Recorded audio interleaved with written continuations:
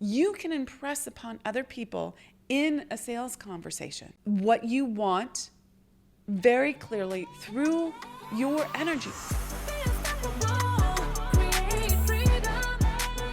The Thinking Yourself into Exponential Results series on the podcast comes to you every Saturday morning and takes what we discuss in the Morning Mindset Club, compiles it into one easy to access recording, and gives you some killer bonus content at the end that's not to be missed and only available here. So let's dive right in. Good morning. I'm Amira Alvarez, and thank you for joining me for the Morning Mindset Club. Okay, we are in the chapter on autosuggestion. And in this second paragraph, Hill says, through the dominating thoughts, which one permits to remain in the conscious mind, whether these thoughts be negative or positive is immaterial. The principle of autosuggestion voluntarily reaches the subconscious mind and influences it with these thoughts. Okay, so some good stuff here. Through the dominating thoughts, what are you thinking about most? What is dominating your thinking?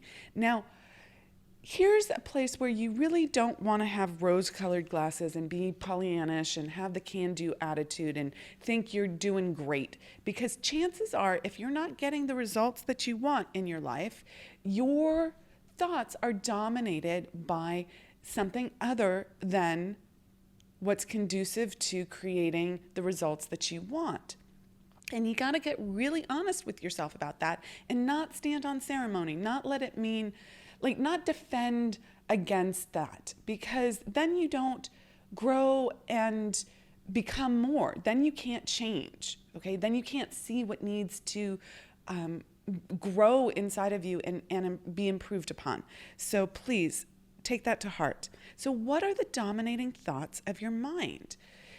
That would be an enormous thing, a great task for you to take on for the next, week or so. Just think about all that you're thinking about throughout the day. Are you worried? Are you worried about making a sale? Are you worried about your cash flow? Are you worried about your kids? Are you worried about what's for dinner? Is there an underlining sense of worry? Are you angry at people? Are you blaming people? Are you disappointed in people? Are you frustrated? Are you resentful? Are you imagining people letting you down? These are all negative things, I realize. I also want you to pay attention to the positive things that you're thinking about. But if you really want to shift, you have to recognize where you're going down a rabbit hole, and you have dominating thoughts that are of a negative quality. So please take a look at that. Then next in this sentence, it says, through the dominating thoughts which one permits to remain in the conscious mind. So important. Hill italicizes the word permits, because that is such a critical piece. Most people are on, quite frankly, autopilot around this. And they are not consciously choosing the thoughts that are dominating their thinking. I know that was me for many, many years. Many years. I had no conscious control over the thoughts that I was thinking on a regular basis. And I was permitting them into my consciousness, because it is me that is allowing it. Even if it's through ignorance that I don't know that I'm supposed to change them, or that I have the capacity to change them, or how to change them, it is still me who is allowing them in. 100% personally responsible for your outcomes, for your results. You must understand that. And this is one of the things that I've been working on with my clients who do the immersion program with me. It's like, what was that exact thought that you were thinking right there? Let's stop. Let's pause right there. What was happening right there? Let's unpack that and transform it and highlight it so that you don't gloss over it, because so often you can't see it. You're in the forest for the trees. Okay. So what are you permitting to remain in your conscious mind? You have to highlight that. You have to unpack it. You have to see it for yourself. Okay, we'll finish up the rest of this in tomorrow's episode of the Morning Mindset Club. So a little bit of a cliffhanger there. We will talk about the rest of this section tomorrow.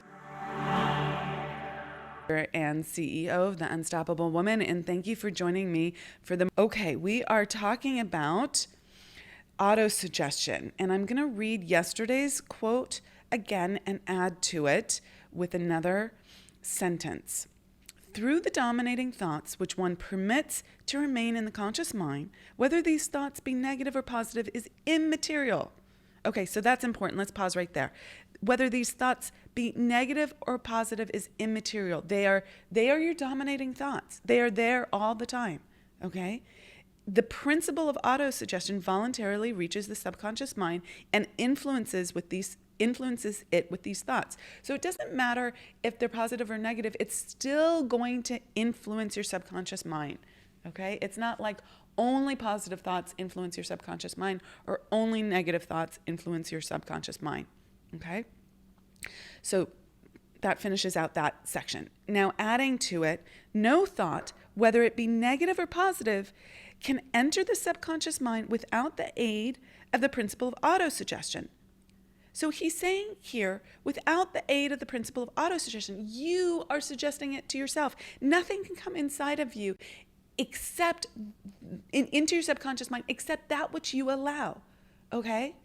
Now you might be allowing it by default, by just being open to it, not consciously choosing one way or the other, but you are still allowing it in. It is still automatically being self-suggested, okay? Automatically happening. With the exception of thoughts picked up from the ether. So this is so juicy, guys. I want to play in this sandbox for a little while. So I'm going to read the whole sentence again so you can hear it together. No thought, whether it be negative or positive, can enter the subconscious mind without the aid of the principle of autosuggestion, with the exception of thoughts picked up from the ether. Okay? So you could just read right over that sentence and go, oh, I don't know what that means. I'm just going to keep going. But it's so juicy, guys. Okay, what are thoughts picked up from the ether? Now, I will admit the word ether makes me think about like magicians and like people who, believe in turning, wine into gold or whatever example is there. I don't have a better word for it. Maybe I do. So we live in is vibrating, okay? And it's all moving. And it's moving through, I guess I don't have a better word for it, through the ether, through the energy that is, okay, through the unseen. It is all vibrating, okay? And someone else's thoughts can be picked up by you.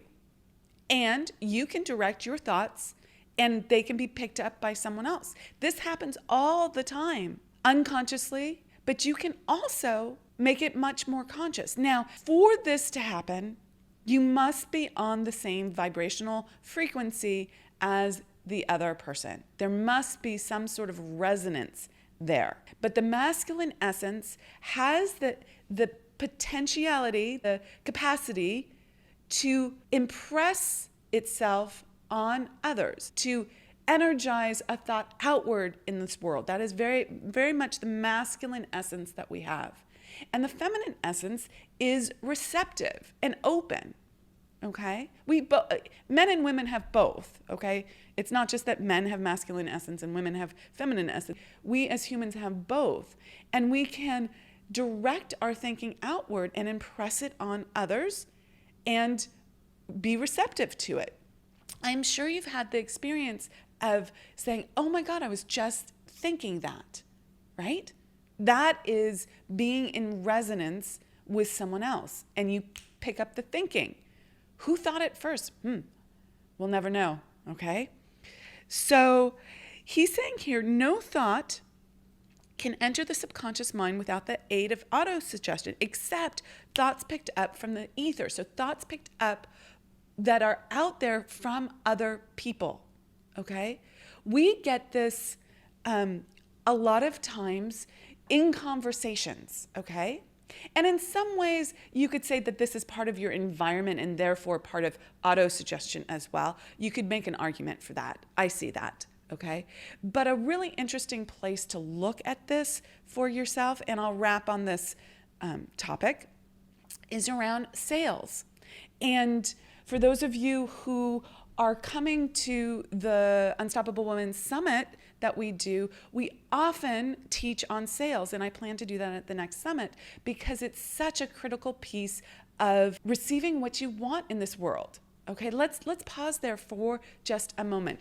If you are listening to this mindset training to build your wealth consciousness and to bring in more riches into your world, sales are a critical piece of that. Whether you're selling yourself in an interview to an employer or a headhunter, in a corporate work environment, or you're selling your script to the studio, or you're selling your services or product to a customer or client, sales is critical for achieving what you want. Now, what about the athlete? Well, you have to sell the team that you're the best fit for that position. Okay, that's a sale too. Heck, everyone is always selling at some level. The baby who is screaming in the middle of the night, that baby is selling you that it's more important to get out of bed and feed me and love me and clothe me and take care of my diaper than sleeping. Okay, it sold you on that. Sales is how we convince, if you will, another person to give us what we desire. Now, it can be mutually beneficial, okay? A lot of you think sales is icky and bad and one person wins and another person loses, or it's taking money or taking something away from someone else. But in all of those examples, that is not the case. You can make it the case if that's how you want to live, but it doesn't need to be the case. The screenwriter who sells their script to the studio, both of those entities win, okay? It's an abundant universe. It's an expansive universe. And there was a sale there, okay? So why does this have anything to do with thoughts in the ether? Well, you can impress upon other people in a sales conversation what you want very clearly through your energy. Now, this is not, and you're thinking, this is not manipulation, because they need to be on the same vibration level in order to receive it, okay? They have to be in resonance with it, okay? They have to want it also. If the person who doesn't want it, it will not enter in. It will not connect with them, okay? But the person with the most certainty wins, quote unquote. I'm not sure that I like that phrase entirely, but that's the way I learned it and that's the way I heard it. But basically, the woman or the man with the most certain thought, this is happening or this isn't happening in a sale, wins. That baby wins, okay? That baby wins. That baby is going to keep crying and is certain that it needs your help. It's not going to stop crying until it gets you to do what you want it to do. It is certain. Okay. I hope that makes sense. I could go on for days about this because it's so interesting. And if you love this topic and if you want to learn more about all of this, I encourage you to register for the Unstoppable Woman Summit. We'd love to have you there. This next sentence is a good one. Listen up. Stated differently, all sense impressions, which are perceived through the five senses, are either stopped by the conscious thinking mind and may be either passed on to the subconscious mind or rejected at will.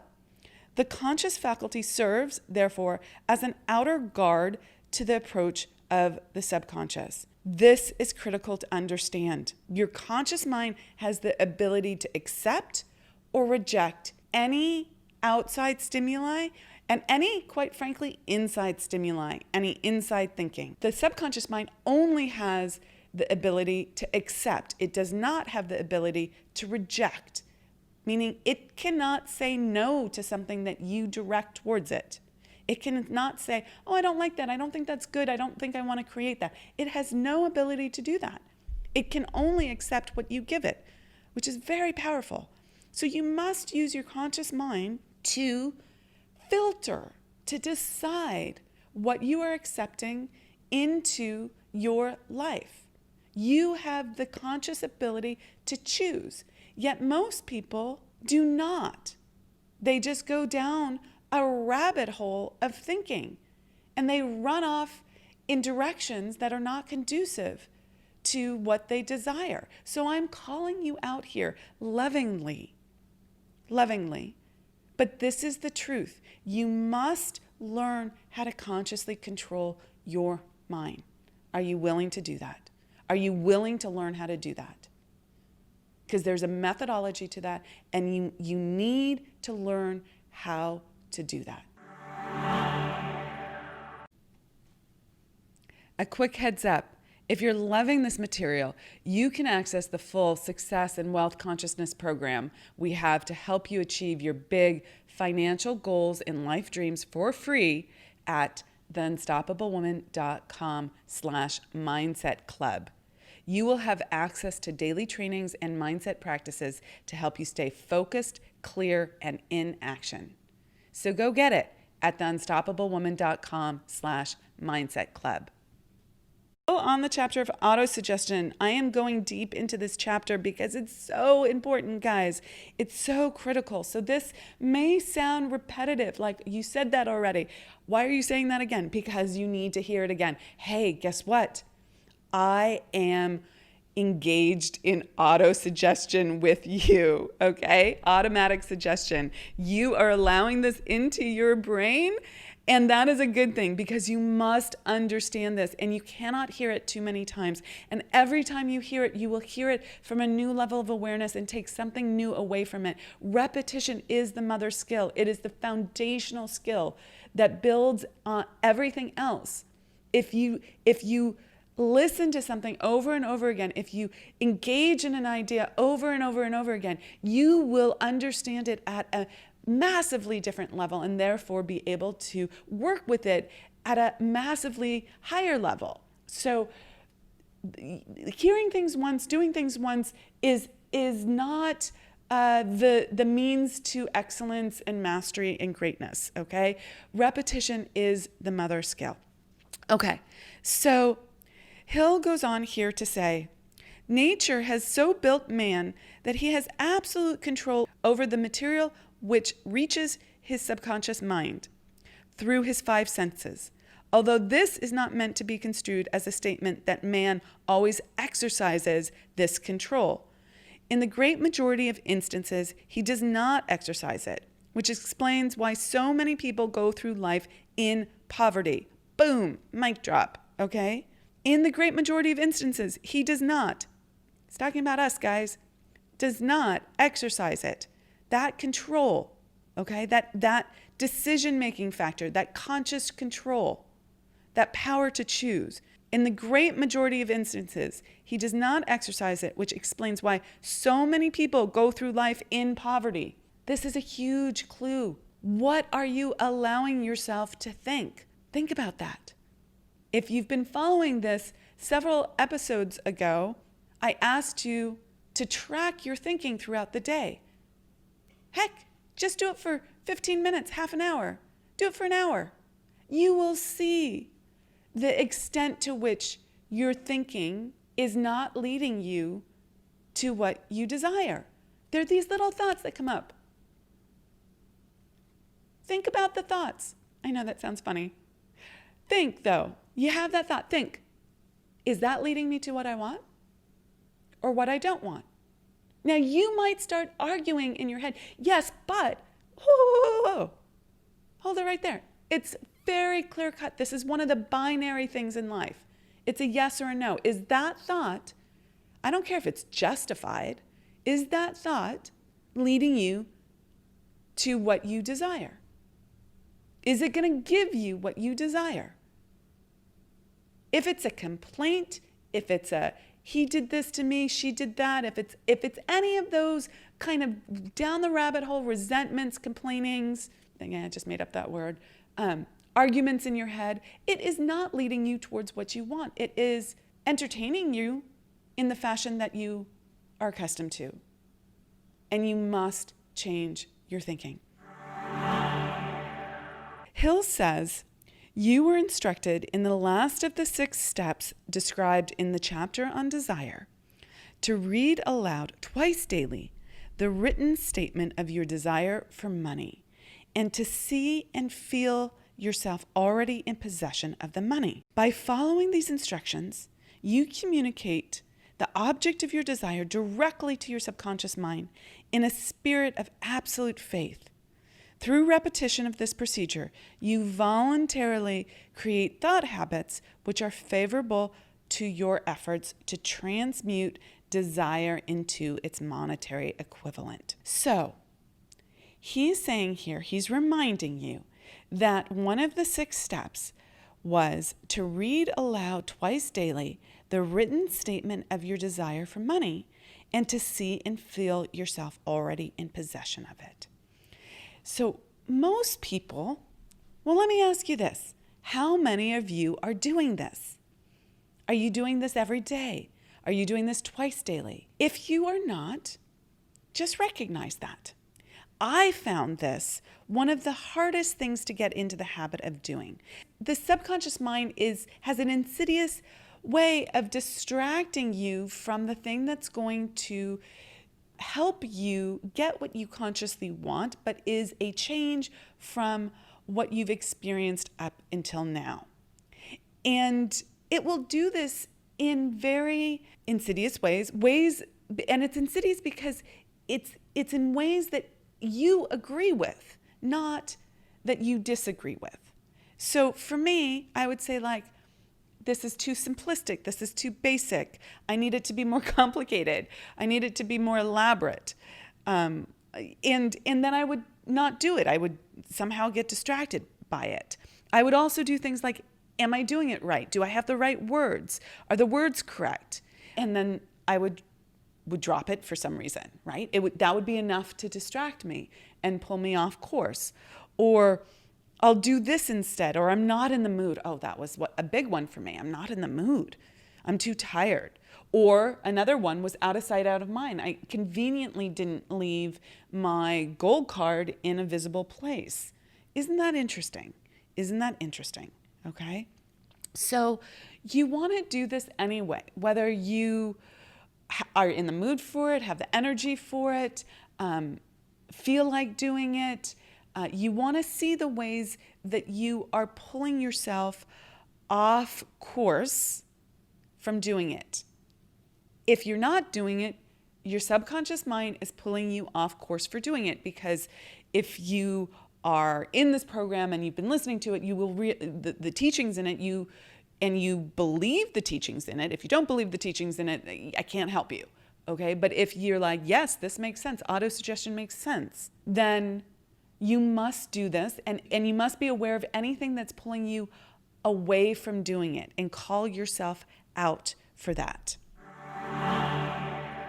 Hill goes on to say, do not become discouraged if you cannot control and direct your emotions the first time you try to do so. Remember, there is no such possibility as something for nothing. Ability to reach and influence your subconscious mind has its price, and you must pay the price. You cannot cheat, even if you desire to do so. The price of ability to influence your subconscious mind is everlasting persistence in applying the principles described here. You cannot develop the desired ability for a lower price. You, and you alone, must decide whether or not the reward for which you are striving, the money consciousness, is worth the price you must pay for it in effort. Okay, so let's break this down. Do not become discouraged. Okay? When you are discouraged around not being able to execute on whether it's repeating the the desired outcome you want, or repeating it with the emotion and faith in the outcome. You might be challenged by having the emotion and the faith. You might be challenged by visualizing and seeing it. And you might just be challenged by being in the process of repeating it to yourself. You need to do all three things there. You need to repeat it, you need to see it, and you need to feel it. And you might be discouraged around any one of those three things. And this might be especially true if you tend to be someone who's very talented and capable in other areas. You might get things easily in other areas. Say you're great at sports, or you're great at art, or you're great at music, or you're great at project management, or you're great at people management, right? You have some excellent skill set in one area, but when you try and do this, you are not masterful at it yet. You're like a toddler learning to walk. You're going to want to have a growth mindset here rather than a fixed mindset. And this is a big deal. For those of you who are capable in certain areas and you feel like, I'm a capable person, and then you go and try something and it's challenging for you, do not just drop it because it's challenging for you. That's having a fixed mindset. You want to have a growth mindset around here and stay in the curiosity around it, stay in the exploration around it, stay in the persistence of it. Okay, that is the price you need to pay to call in and create what you desire. Now, most people aren't willing to do this. Most people are waiting for the results to appear before they decide to master the process. But that's backwards, and you know that. You know that if you want to be a great basketball player, you have to practice. If you want to be a great lawyer, you must practice. You must go for it, get that experience. If you want to be a master manifester, you must practice. It doesn't happen by magic. It happens through action. Good morning. I'm Amira Alvarez, and thank you for joining me for the Morning Mindset Club. Let's dive right in. Hill says wisdom and cleverness alone will not attract and retain money, except in a few rare instances where the law of averages favors the attraction of money through these sources. The method of attracting money described here does not depend upon the law of averages. Moreover, the method plays no favorites. It will work for one person as effectively as it will work for another. Where failure is experienced, it is the individual, not the method, which has failed. If you try and fail, make another effort and still another until you succeed. So wisdom and cleverness are not alone what's going to bring you money. So we're not saying here that it's not helpful. It's just not enough on its own, alone. So don't reject being wise, don't reject being clever, but know that this is not alone the key. You have seen many very bright, wise people who are well educated not have the financial abundance that they desire. Now, some may not desire it. So that may be a perfectly fine experience for them. But some of those wise and clever people, yourself perhaps included, actually desire more financially. So you must realize that being a smarty pants, being someone who has been admired for their intellectual prowess, has been given accolades for this, has succeeded in that part of life, right? Played by the rules, got the A's, got the pats on the back, was the maybe teacher's pet, if you will, or even if you weren't the teacher's pet, you did well intellectually, or you see yourself as an intellect. Know that this alone is not going to provide you all the riches you desire. Now, it doesn't hurt, but it's not the key alone. So then Hill goes on here to say the method plays no favorites. Isn't that interesting? If you apply the method and you do it consistently, you will have success. It does not have favorites. It's not going to say that you who were born in these circumstances will have an easier time, or you who are more well educated will have an easier time, or you who is given this privilege will have an easier time. Yes, I get that there are systemic advantages in this society, but you will also see that there are many people with systemic advantages that don't excel beyond the medium in their class, if you will. So if you want to excel beyond what you were born into, if you want to excel beyond your particular circumstances, you must apply this method. It does not have favorites. It will work for one person as effectively as it will work for another. Where failure is experienced, it is the individual, not the method. So you have to ask yourself, if you're not getting the results that you want, have you done your best? Are you consistently applying the method? Have you spaced out here and there? Have you rejected it in some fashion? What level of truth are you willing to accept about yourself in regards to how well you have applied this? Every time I go to the next level, I recognize places where I need to better my best with regards to how I'm applying this method. And when I do, I get the results. Persistence is key. That self-reflection is key. That level of honesty and truth is key.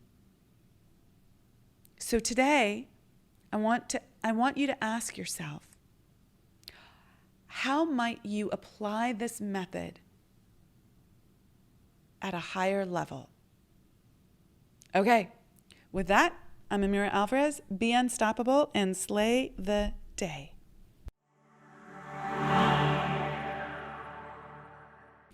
Okay, for the bonus content for this episode, I want to go back to something I said about the thoughts in the ether and their relationship to sales. So when you are in a sales conversation, you are fundamentally listening for what the other person wants and what their problem is that they need help solving. And whether you, with your product or service, can help them solve their problem so that they can have what they want. That is a high integrity sales conversation right there. Now, you may know that you can help someone solve their problem with your product or service and help them have what they want. But if they don't know or they don't believe you or have confidence in you, they won't buy from you. Now, why would they not know if you've laid everything out clearly for them? Why wouldn't they believe you if you're selling a good product or service, which I'm going to assume that you are? Yet this happens all the time for people. There's a lot more to this, but I'm going to simplify the explanation for our discussion here. Here's what happens.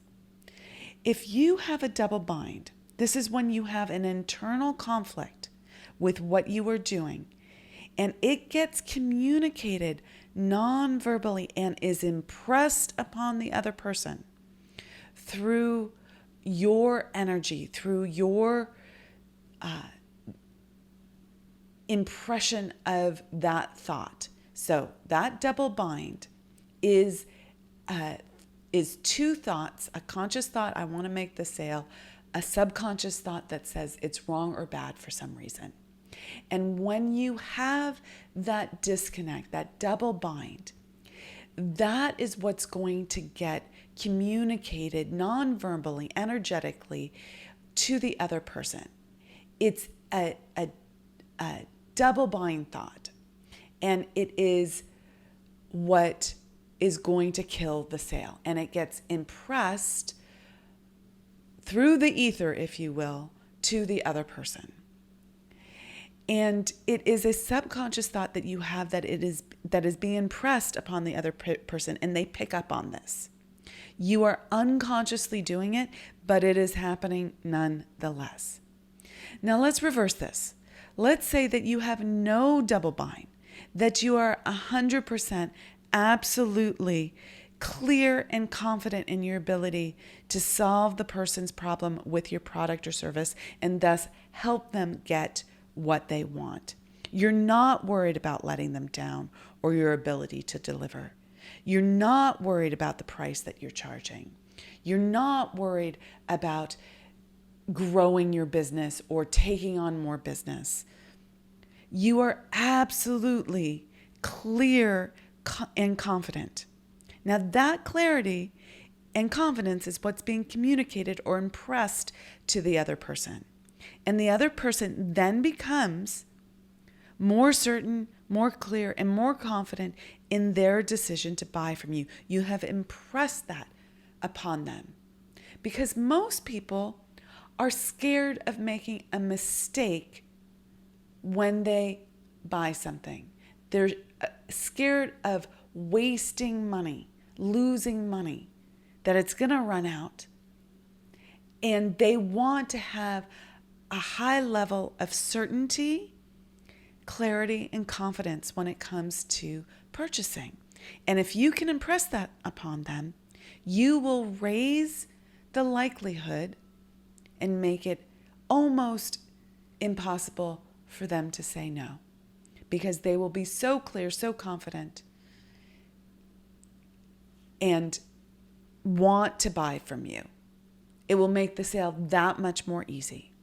And this is absolutely essential to learn in sales. And I invite you to do more on that. Okay, I'm Amira Alvarez, and thank you so much for joining me for the Morning Mindset Club and this episode of the podcast. Take care. Bye-bye. Thank you so much for joining us and for being part of the Unstoppable Woman movement. This special series is a part of our Morning Mindset Club and comes to you here on the podcast every Saturday morning. If you'd like to join the Morning Mindset Club at no charge, you won't have to wait a whole week and can listen to this series in short daily snippets every morning. Plus, you'll get a quick implementation practice and mastery check-in to go along with it. You can find the Morning Mindset Club info in the show notes below, or just head over to theunstoppablewoman.com/mindset club.